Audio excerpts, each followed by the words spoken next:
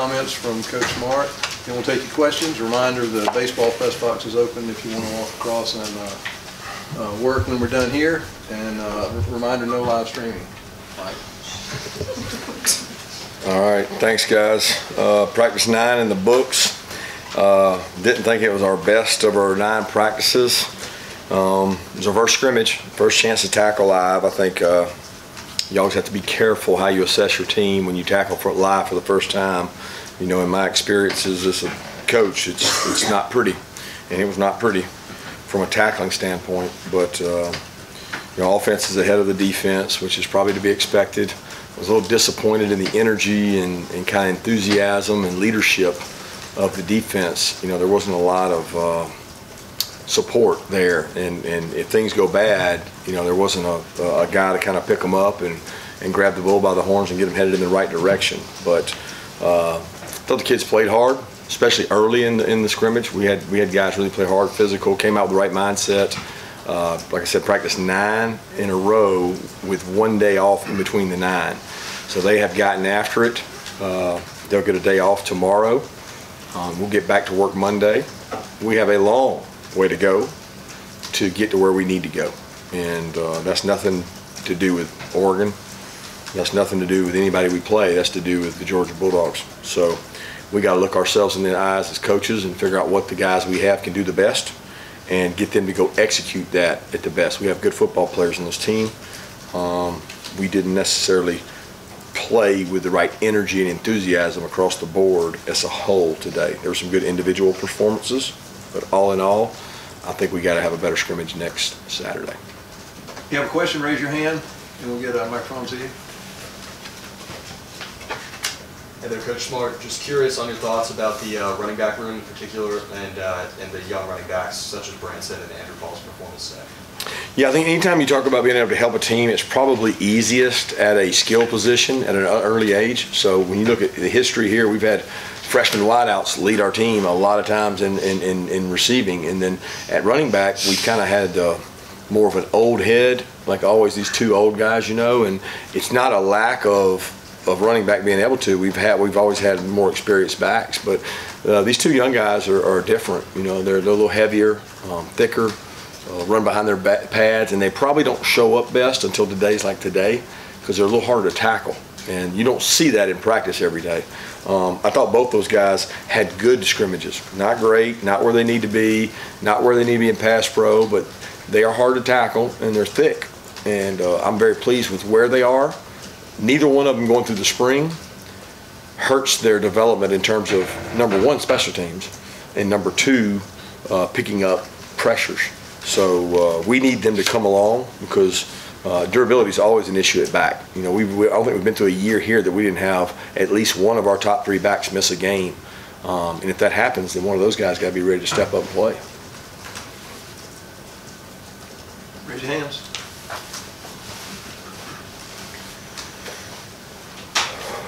I guess I'll ask the obvious question. Quarterbacks are kind of big too as far as keeping 2 healthy throughout the year. How do you feel about your depth, and how did those guys look today?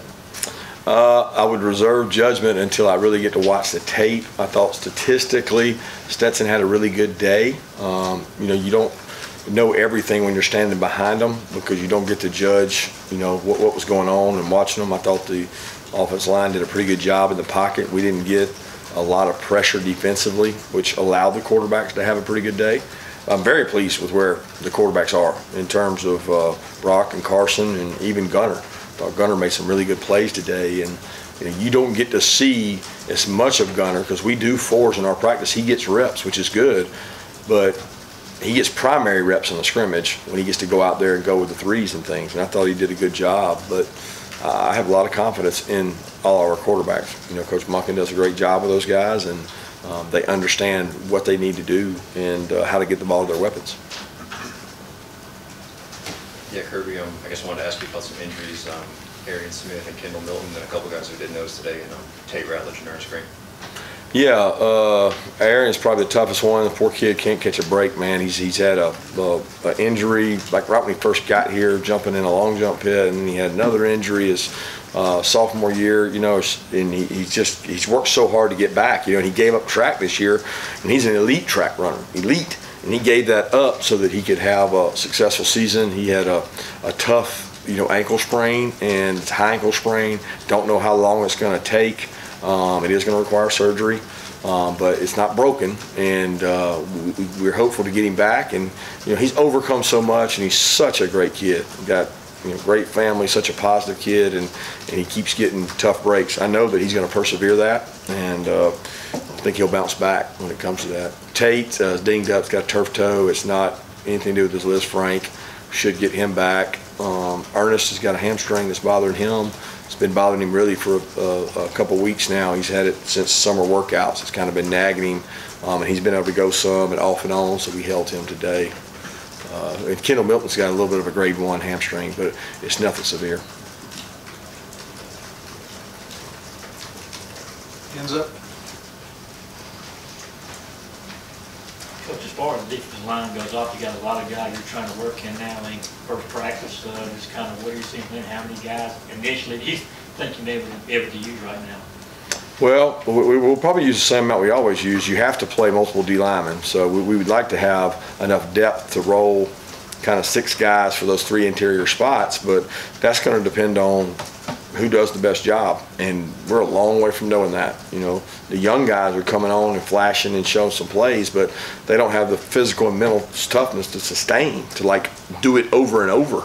They might do it one play, and it's like the next play's off the charts bad, first play's off the charts good. So Trey's trying to get enough consistency out of that room that we can play those guys. We're not where we need to be there. That's for sure. Kirby, talking about the inside linebackers, just what did you see today? And again, you talked about the progress you want to see from the whole defense. In what areas with the inside linebackers do you want to see the most growth with what's left of camp? Well, I thought Tresman made a couple good plays. He's got to continue to stay healthy. He's been fighting a soft tissue calf strain, so he's been in and out, but he made a couple good plays today.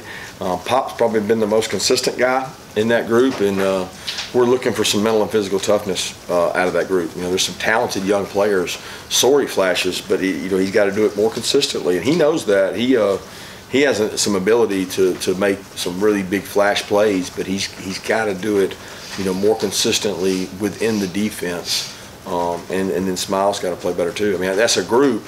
That group's got to step up and play better, and the defensive line's got to help them play better by keeping blockers off of them. Kirby, you mentioned 9 practices, and I'm wondering about some of the guys that are young at wide receiver. Any of them flashing so far that we've made some strides? Dylan made some plays today. Dylan Bell made some plays today. Jackson Meeks made some plays today. If you're counting him as young, because nowadays sophomore's not young. Sophomore's old. 40% of our team, 35% of our team is freshmen. So, I thought Dylan Bell stepped up and made some plays. Flashes Oscar made some plays at tight end, counting him as a receiving weapon. So those guys continue to do a good job, but we just don't have the depth at receiver. I thought Rosemary did a good job today. AD made a few plays, but we're going to have to be really good on the perimeter to be explosive.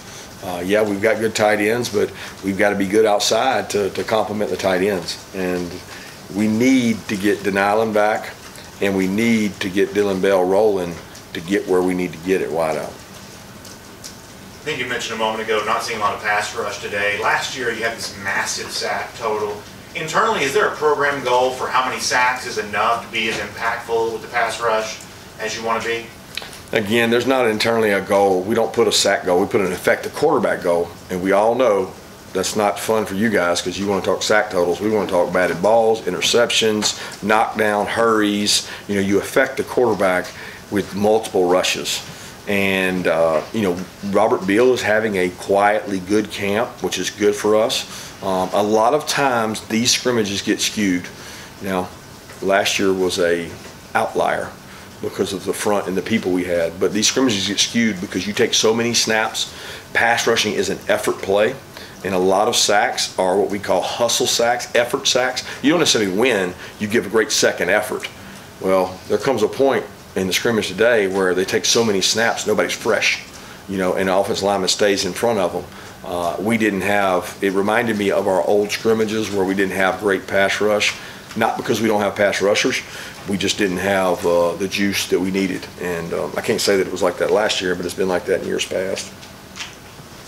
Yeah, Kirk, two questions. I guess one, another injury. What's the nylon dealing with? And two, you mentioned Dylan Bell. I know he played quarterback some in high school. Just what has his development been like? What have you guys seen from him? And are you maybe not surprised, but impressed that he's starting to work his way into the rotation this early? No, I mean he's working his way in the rotation by necessity. I mean we don't have enough depth at the position there. And Denylon's just got he hyperextended his knee before we even started camp. So he's got an injury that's lagging over from camp, but he's not. I mean he's back running. He should be back here shortly, and hopefully can get him back healthy and get him in there competing. But it's just every year. I don't think across the country you see 4 senior wideouts. Show me where you got 4 senior wideouts. Show me where you got 2 seniors and 2 juniors, because wideouts are very similar. If they don't get the ball, they're gone. So you constantly have young players, and or if they're really good, they're going to the draft. So that's where one of our juniors is. So everything is kind of cyclical, and right now at wideout we don't have great depth, and we have a couple injuries. So those young guys are getting thrust out there, and they got to grow up. We've done it before. I mean we've had productive freshman wide receivers. Try to get 3 quick ones. Malachi Starks, assignment sound on defense, and then comparing this to G-Day, is it just apples and oranges? Because it looked like the defense was pretty strong against the ones in the spring game. I don't know. I don't know. I don't even remember G-Day at this point, to be honest with you, Mike. I don't have a clue what happened or didn't happen, or who was there, who wasn't there, and kind of how we played. It's different today because the mindset is not air it out, throw. The mindset is do what we do. Let's find out what we got. Let's be physical and be tough with it. Malachi's doing a good job, as are our freshman DBs. I think our freshman DBs are going to be good football players. That doesn't mean I'm saying they're going to go out there and start, but our freshman DBs are going to help us. All those guys have shown a sign of, man, he's going to be okay. He's going to be able to help us. He's going to be a good player. Eric Stokes didn't do a lot his freshman year. And it's just one of those things. Those guys got to grow into the position. Nowadays, your freshmen are your backups because you don't have the depth, and it really shouldn't be where they're 2s, but most of our guys are 2s, in some cases 1s. But Malachi having spring has helped him. He and Ja'Cory are both coming along really well. Yeah, hey Kirby, I was wondering how your second-year cornerbacks, Kamari Lassiter and Nyland Green, are developing and how they went out there and played today. I know replacing Deering and Kendrick is a need for y'all. Yeah, both those kids are smart, savvy, tough, physical. I love the way they tackle and play. I thought Nyland had some good physical tackles for him. Kamari is one of the best tacklers on the team.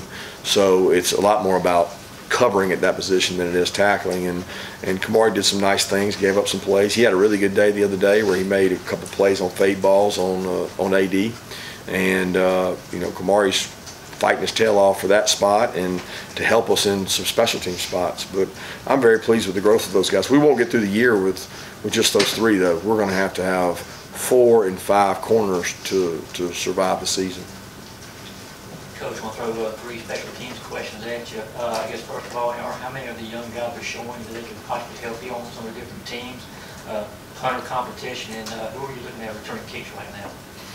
Yeah, everybody's up for grabs, just like I say every year, for punt and kickoff return. Kenny Kieras, mainly on the kickoff, Ladd, Kieras, and Dom, and Muse on the punt return. So those 4 are all back there competing for it. We'll put the one back there that can give us the best chance to win.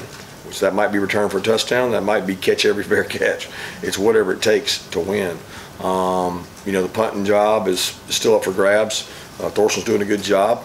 Noah's doing a good job. They're both punting the ball. They're not Jake Camardo, so we're not trying to make them something they're not. But we got to be better at coverage around them. We got to get great hang time, and we got to be able to down the balls, that we punt inside the 10 to flip the field on people. As far as young freshmen helping on special teams, it's kind of the same thing. First place you contribute on the team is usually there. Like Malachi's doing a really good job on some units. Darius Smith's showing up. Here's a 200, 400 meter guy that can run. We're going to look at all those freshmen because before the year's over, they're going to have to help us on teams. The hardest part is when you get an offensive player that's never played any special teams position, and maybe he's talented, like a Delp or a Branson, and they never played special teams. In high school, a lot of coaches don't put those kids on special teams, and we need their help because they're 220 to 240 pound bodies that can run. Kirby, you mentioned Kenny, and earlier this week, Coach Munkin and Coach McGee had a lot of positive things to say about him. Just did anything in particular stand out from what he was able to do in today's scrimmage? He had a great run, but I mean, to be honest, it was great blocking too. I mean, Kenny's had a great camp. I mean, he's picked up pressures, played really physical, caught the ball out of the backfield. I mean, everything that he wants to do at the next level in our offense, we ask him to do, and he's done a good job of that. I think Kenny would be the first to tell you he's got to really work hard to maintain his weight, take really good care of his body. I think Coach McGee's doing a great job of taking care of Kenny, he's done a good job. Dejan's had a really good camp. I mean, this guy's playing hard, playing physical, knows his assignments inside and out. He's picking up pressures. I mean, he's catching the ball in the backfield. So, to me, I've been really pleased with what he's been able to do. Kendall has too, but just the last couple of days, we've held him with the hamstring. Hey Kirby, you touched on the defensive line earlier, but in that battle, how did the offensive line do today, and what more do you need to see from them in the next couple of weeks? Hard one. I can't measure. I got to watch it. You see so much on the perimeter from where I'm looking. Quarterback decisions, secondary. I mean, we had a couple really good runs. We had a couple tackles for a loss. We had, when somebody does good, somebody does bad, right? So I got to watch it and really see, because we got probably the most battles on our team are going on at the offensive line, especially the interior positions. So we had a musical chairs going, and it's hard for me to say which one was in when good things were happening and which one was in when bad things were happening. That's what we study the tape for. I don't have that fresh off in my memory, but the battle is there at guard, and those guys are competing for it. And I do think we're bigger than we've been at guard, which has usually been an indicator that we can be physical. We got Truss and Tate, which he wasn't there today, and Devin. So when you start putting those body types out there, they're just more massive. Take two more questions. There were some reports earlier this week about ticket redistribution to recruits for the Georgia-Florida game. Can you kind of speak on clarity of that, and what kind of impact you foresee that happening, whether for this season or for the future, as it pertains to recruiting? Yeah, you've always been able to do that. You make an independent decision. Each university can decide how they want to do their tickets. And for the first time, we're able to allot tickets, which we do on every neutral site game. We did with Clemson. We'll do it with Oregon. We do it all the time. But per NCAA rules, we're not allowed to see them. We're not allowed to talk to them. We can't do anything with them. So it's really a moot point, because they get to go, but what good does that do in terms of recruiting that you don't get to spend time with them and host them and do those? It doesn't change the official visit narrative at all.